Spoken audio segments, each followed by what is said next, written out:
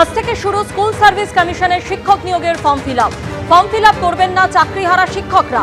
এই দাবিতে বিকাশ ভবনে গিয়ে শিক্ষামন্ত্রীকে চিঠি দিলেন তারা। চাকরিহারা শিক্ষক শিক্ষিকাদের একাংশ যখন বিধানসভা অভিযানের পথে, তখন অন্য আরেকটি দল তারা গণচিঠি নিয়ে পৌঁছে যাচ্ছেন বিকাশ ভবন।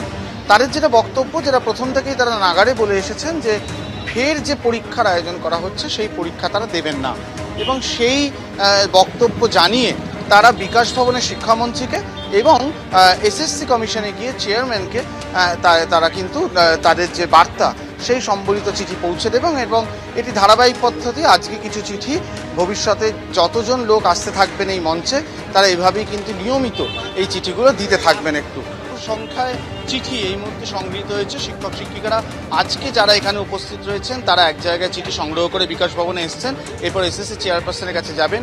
এই পদ্ধতি গোটা সপ্তাহ জুড়ে চলবে। তারা বোঝাতে চান যে যারা যোগ্য শিক্ষক শিক্ষিকা রয়েছেন তাদের অধিকাংশই আর পরীক্ষা দিতে আগ্রহী নন, তাই তাদের বক্তব্য যেন বিবেচনা করা হয়। ক্যামেরা অতনু কুণ্ডুর সঙ্গে অরিজিৎ ভট্টাচার্য, এবিপি আনন্দ, বিধাননগর। আমাদের দুটো ব্যাগে আমরা সংগ্রহ করেছি।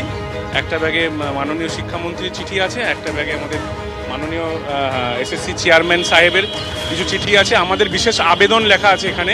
মূল নির্যাসকে এই চিঠির উদ্দেশ্যে আমাদের স্যারদের কাছে বিনীত আবেদন, সেটা হচ্ছে আমাদের যে নতুন যে ফ্রেশ সিলেকশনের নামে যে নতুন নোটিফিকেশন প্রকাশিত হয়েছে, তার আজকে শুরু হচ্ছে, মানে ফর্ম ফিল আপ শুরু হচ্ছে।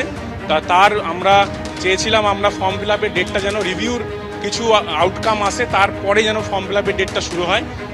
তার প্রতিবাদে বা তার জন্য আমরা প্রত্যেক মানে এই মানে শিক্ষক, যারা আমরা শিক্ষক শিক্ষিকা আছি, তারা স্যারের কাছে বিশেষ আবেদন যে যাতে আমরা সব যোগ্য শিক্ষক, আমাদের এই আবেদন যাতে উনি গ্রহণ করেন, এবং আমাদের এই নতুন যে ফ্রেশ সিলেকশনের যে নোটিফিকেশন, সেটা যেন আমাদের দাবি অনুযায়ী উনি একটু এক্সটেনশন করেন। সুবোধ মল্লিক স্কোয়ারে চাকরিহারাদের মঞ্চে গেলেন জহর সরকার। এই আন্দোলন থেকে কেবলমাত্র রাজনৈতিক ফায়দা তোলার চেষ্টা করছে বিভিন্ন রাজনৈতিক দল, বললেন জহর সরকার। এই এতদিন ধরে আন্দোলন চলছে, কিন্তু কোনো বৃহৎ রাজনৈতিক দল কিন্তু ওদের হয়ে এই প্রশ্নটি উত্থাপন করছে না। কিছু রাজনৈতিক দল চেষ্টা করেছে এর থেকে একটা রাজনৈতিক ফায়দা নিতে। যখন তারা উচ্চারণ করেছে এদের নাম, তখন তারা রাজনীতির দিকটা দেখে, তাদের রাজনৈতিক লাভ কি হবে সেই দেখেই তারা এইসব প্রশ্ন তুলেছে। আমার মনে হয় না যে শিক্ষকেরা কোনো মনে প্রাণে কোনো রাজনৈতিক দলের সাথে জড়াতে চায়।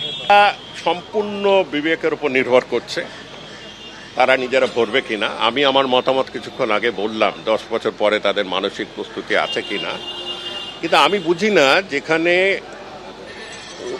2016-তে 22 লক্ষ প্রার্থীকে নিয়ে 2025 অবধি এত বড় খেলা চলছে, এত কোটি টাকার ঘুষ খাওয়া হয়েছে, সেখানে আজকে 26-এ পরীক্ষা দিয়ে 36 অবধি কি এই খেলা খেলবে?